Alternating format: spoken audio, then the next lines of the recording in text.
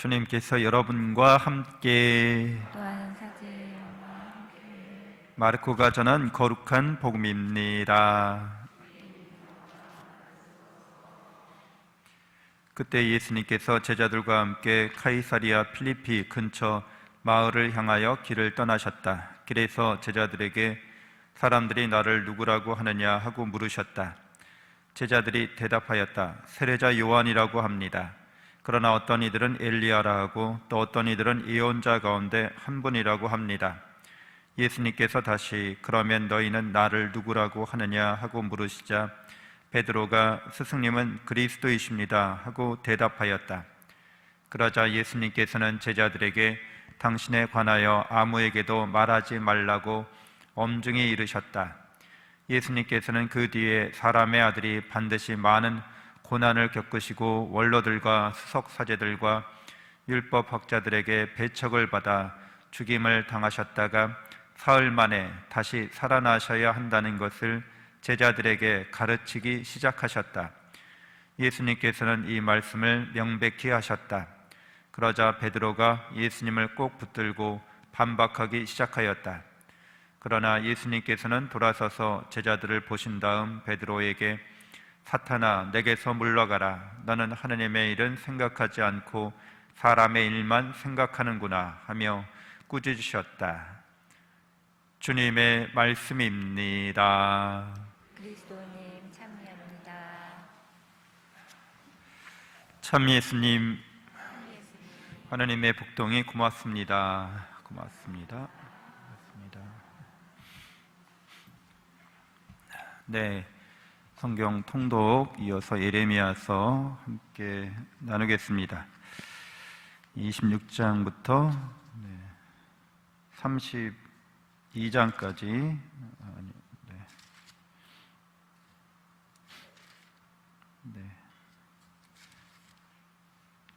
이군요. 잠깐만요.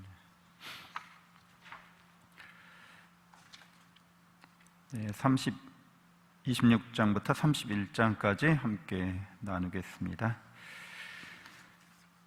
예레미야 예언자는 성전에서, 예루살렘 성전에서 하느님의 말씀을 곧 바빌론에 의한 공격이 있고 또 바빌론에 의해서 나라가 망하게 되고 이제 유배 생활 가게 되리라. 그렇기 때문에 바빌론 임금에게 항복하는 것이 유배에 가지 않는 길이다 이렇게 예언하는데, 그 말씀을 이제 예언의 말씀을 못마땅하게 여긴 사제와 예언자들에 의해서 고소당하고 죽을 위험에 처하게 됩니다. 예레미야를 지지하는 사람들도 있었기 때문에 관료들 중에 목숨은 부지하게 되는 거죠. 그러면서 결국 이스라엘 백성이 이제 예루살렘에 포로 생활을 하게 되고, 그 기간에 대해서 29장에서 70년 동안 포로 생활하게 되리라 이렇게 예루살렘에서의 기간을 이야기합니다. 근데 보통 이제 성경에서 숫자가 나오고 연도가 나오고 이러면 상징적인 숫자로 알아들어야 하는데, 어떤 사람들은 성경 무오류설, 성경은 글자 한 글자 한 글자가 다 사실이고 진리이기 때문에 그대로 70년이라고 알아듣는, 그렇게 해석하는 개신교 일부 목회자들도 있고 그래요. 그 사람들은 성경만으로 구원받는다고 주장하기 때문에 이제 그런 주장을 하는데, 실제로 이제 성경에선 7이라는 숫자가 완전수이기도 하고 특정한 기간을 마무리하는 그런 숫자이기도 합니다. 그래서 일주일, 또 이제 7이라는 숫자가 7번 곱해지고 그 다음 해가 이제 안식년이 되는 시기죠. 7이나 10이나 이런 숫자가 상징적으로 특정한 기간을 의미하기 때문에 하나님께서 특정한 때에 너희를 찾아와서 70년 뒤에 예루살렘으로 귀환시키리라 이렇게 말씀을 해주시는 것이에요. 그러니까 그걸 꼭 정확하게 70년이다, 하나님의 말씀은 틀림없다, 이런 식으로 알아들으면 성경에서 이렇게 우리에게 전달하고자 하는 그 메시지를 놓치게 될 수 있죠. 그래서 하나님께서는 시련 중에 이스라엘 사람들이 포로 생활 중에 이제 성장할 수 있도록 그렇게 계획을 갖고 계시다고 29장 11절에서 말씀하고 계십니다. 하나님의 말씀을 어겨서 너희가 고생을 하고 힘들게 역경 중에 있을지라도 그 가운데에서도 나는 너희와 함께하면서 너희가 성장할 수 있도록 도움을 계속해서 주시리라, 이렇게 말씀하고 계시는 거죠. 그래서 하나님께서는 이스라엘 백성을 귀환하시면서 늘 당신 백성과 함께 하신다고 또 계속해서 이어서 말씀해 주십니다. 그 예레미야 예언자가 이제 이렇게 하나님의 말씀을 전하고 이스라엘 백성들의 포로 생활과 귀환에 대해서까지 예언하면서 이제 새로운 삶에 대해서 이야기하고 있는 거죠. 31장에 보면 죄의 문제에 대해서 그 벌에 관련해서 이렇게 이야기합니다. 그 속담을 들어서 아버지가 신포도를 먹었는데 자식들의 이가 시다. 그런데 이제 예레미야는 그 부분에 대해서, 그 속담에 대해서 이제 30절에 이렇게 이야기하는 거죠. 오히려 인간은 저마다 자기가 지은 죄로 말미암아 죽고 신포도를 먹은 사람은 모두 제 이만 실 것이다. 그러니까 죄의 연대성에 관련한 이런 이제 새로운 해석인 거죠. 그래서 이 이스라엘 사람들은, 고대 사람들도 대부분 마찬가지였지만 연대적 인간으로 봅니다. 그러니까 인간을 개인주의적 인간으로 보지 않고 공동체 안에서의 인간으로 항상 보는 거예요.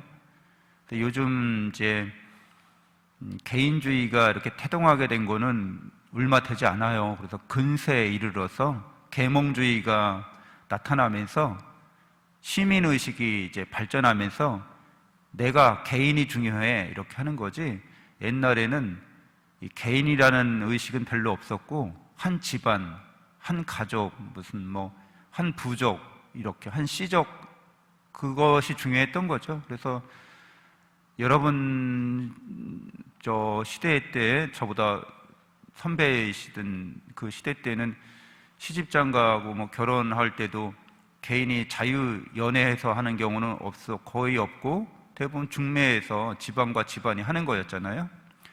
그것처럼 이 죄라고 하는 것도 그냥 우리가 계속 내려온다는 거죠. 원죄 개념이기도 합니다. 아담과 하와가 지은 죄를 우리가 짊어진다는 거죠. 왜? 모두 그에게서 우리가 생명을 받았기 때문에 그 안에, 그의 존재 안에 우리가 이미 다 있었다는 그런 논리예요. 그리고 개인에 대한 이런 의식이나 자각이 없었기 때문에 그렇기도 합니다. 그래서 이 예레미야가 그 죄 지은 사람만 이제 벌 받는다, 이렇게 얘기하는 거죠. 새로운 해석이었던 거죠. 네, 이어서 이제 내일 우리가 나눌 내용인데, 하나님께서 32장에 이어서 18절에 이렇게 얘기합니다. 하나님의 자애는 천대에 걸쳐 보여주시지만, 그러니까 하나님의 사랑은, 하나님의 자비는 천대에 이른다. 그러니까 계속해서 우리를 사랑하시고 영고히 우리를 보살펴 주신다는 거죠. 자애롭게. 조상들의 죄값은 다음 자손들에게 갚으십니다. 그러니까 당대에 지은 죄가 당대에 미친다, 이렇게 얘기하다가 그건 좀 아닌 것 같아. 그래서 이제 그 아들 때까지만 미친다. 사실은 이제 우리가 탈출기에 보면 이렇게 조상들에게 그 은덕을 1000대 이르기까지 하나님께서 사랑으로 베풀고 계시지만 3, 4대까지 벌하신다, 이렇게 돼 있거든요. 근데 예레미야는 본인에게 아니면 그 아들에게 이렇게 굉장히 이제 협소화시키는 거죠. 그러니까 개인에 대한 자각이 이제 중요하게 여겨지게 된 거예요. 예레미야가 볼 때는 개인이 하느님 앞에서 죄의 문제를 어떻게 해결함을 받느냐, 본인이 죄 짓지 않고 어떻게 사느냐가 중요하다, 이렇게 강조해 준 거죠. 그러면서 새 계약을 이제 말씀하시는데, 하느님과 맺은 이 계약은 사랑의 계약이라고 이렇게 해석합니다. 근데 그 사랑의 계약을 이스라엘 백성이 깨뜨려 버렸다는 거죠. 그래서 이 사랑의 계약을 깨뜨린 게 바로 이제 죄인 거죠. 그래서 이 죄에 대해서 하나님께서는 다 잊어주시겠다고 그렇게 얘기합니다. 우리가 34절에서 31장 34절에서 볼 수 있는데, 나는 그들의 허물을 용서하고 그들의 죄를 더 이상 기억하지 않겠다. 그냥 이렇게 죄를 다 용서하시고 잊어주신다는 거죠. 그래서 어떻게 이루어질 수 있는지, 이제 죄의 문제가, 이제 우리가 죄를 지으면 벌이 따라오는 거죠. 죄값이 벌인 거죠. 그래서 옛날 사람들은 이제 이 죄를 지으면 죄값을 치러야 된다, 벌 받아야 된다, 이렇게 받아들인 거예요. 그래서 죄를 용서하신다고 하면은 이제 벌까지도 이제 없애주셔야 하는 거죠. 근데 실제로는 죄를 짓고 그 죄값을 치러야 되는 것들은 어찌 보면 당연한 것인데, 이 원죄와 또 이스라엘의 백성의 그 누적된 죄가 그 죄값을 치르기가 이제 거의 어렵게 되는 거죠. 너무 많아요, 이 죄값을 치르려면.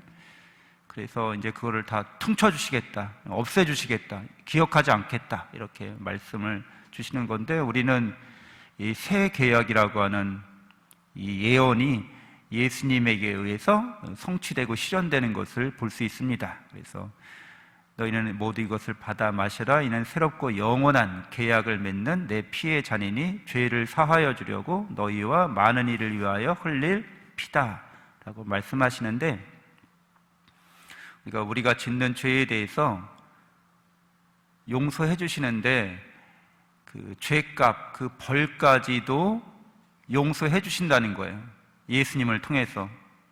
그래서 우리들도 이제 이렇게 하느님의 은총을 받아서, 자비의 은총을 받아서 새 계약에 이렇게 참여하게 되는 거죠. 그 새 계약은 바로 하느님의 영원한 사랑의 계약에 우리가 참여하게 되는 거고, 그 계약이 우리 마음에 새겨주시겠다고 말씀하시는 거죠.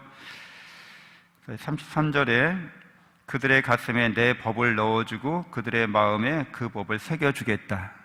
우리 마음에 무슨 법이 새겨져 있다고, 새겨지게 하시겠다고 예수님을 통해서 사랑의 계약을 새겨주시겠다고 말씀하시는 겁니다. 그래서 그때에는 더 이상 아무도 자기 이웃에게, 아무도 자기 형제에게 주님을 알아라 하고 가르치지 않을 것이다. 그들이, 모든 사람이 하느님을 알게 될 것이다. 그렇기 때문에 그분의 사랑을 너무나 잘 알게 돼서 그렇게 말하지 않아도 될 거라는 거예요. 그러니까 세례받은 그리스도인들은 내가 이런 죄를 내가 감당할 수 없다는 거죠. 이 죄값을, 예수님께서 죄값을 치러주셨습니다. 십자가를 통해서 최후의 만찬에서 새 계약을 세우시고 그 계약을 실천하셔서 우리의 죄값을 다 치러주셨습니다. 그래서 우리도 역시 이제 하느님의 사랑 속에서 머물고 생활하면서 우리가 그분의 자비에 희망을 걸고 절망하지 않을 수 있게 된 거죠. 우리 죄 때문에. 여기서 이제 중요한 게, 우리도 그렇기 때문에 그렇게 우리를 사랑하신 그분의 사랑에 마땅히 합당하게 살아야 되는 과제가 남는 거죠. 사랑의 과제라고 할 수 있는데, 그것은 우리도 그렇게 자비롭고 그렇게 너그러운 사람이 되는 것, 그리고 우리를 죄로부터 구원하시려고 하는 그분의 의로우신 사랑, 올바른 사랑을 보고 배우려고 하는 것이라고 할 수 있습니다. 고해성사할 때 여러분들이 이제 죄 고백하면 죄를 없애주시잖아요. 그런데 우리에게 보석을 내려주죠. 그 보석은 이제 어떻게 보면 십자가를 지고 죄값을 치르라는 거예요. 근데 실제로는 어떠세요? 그 보석이 과합니까? 아니면 아주 약합니까? 굉장히 약하게 주잖아요. 그러니까 적어도 흉내는 내라는 거죠. 이 십자가를, 우리의 죄값을 예수님이 당신의 피로 생명을 바쳐서 죄값을 치러주셨는데, 우리는 죄 용서만 받고 죄값은 안 치를래요. 보석은 하지 않을래요. 그거는 사랑의 법에 어긋나게 됩니다. 그러니까 우리가 죄값을 다 치르는 것을 어떻게 완전하게 할 수 있을까? 완전하게 못 하겠죠. 그러나 적어도 그렇게 하려고 노력해야 된다는 거예요. 그래서 이 보석이라고 하는 것은 그것을 완전하게 이해했느냐 안 했느냐보다도 보석의 정신을 갖는 것, 그러니까 기어 갚는다는 거죠. 보석이 뭐 반짝반짝 빛나는 보석이 아니라 기어 갚는다라는 의미이기 때문에 우리가 지은 죄에 대한 그 죄값을 우리가 기어 갚으려고 노력해야 한다는 거죠. 십자가를 지는 모습이고, 그게 사랑의 모습이기도 합니다. 올바른 사랑이라고 하는 거죠.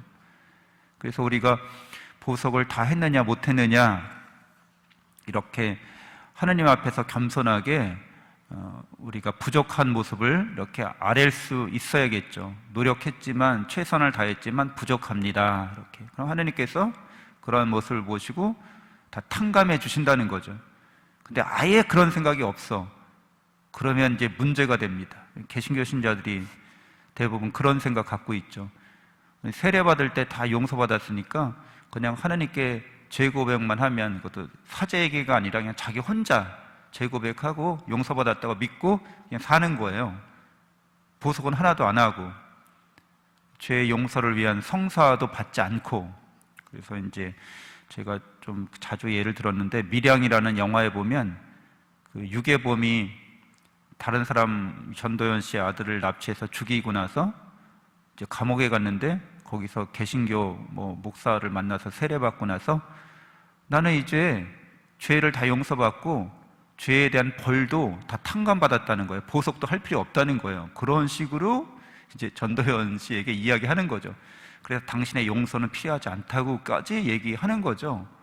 그러니까 이거는 우리가 보통 일반 상식에도 어긋나는 거죠. 그러니까 사랑이라고 할 때는 일반 상식을 뛰어넘는 거를 우리가 믿는 거지, 일반 상식에도 미치지 못하는 거를 믿으라고 하는 게 아니잖아요. 그래서 우리는 늘 하나님의 자비로 우리가 없앨 수 없는 죄를 용서받았는데, 우리가 그 은혜에 감사하면서 보속하기 위한 삶을 충실히 살아가도록 늘 다짐해야겠습니다. 잠시 눈을 감고 묵상하겠습니다.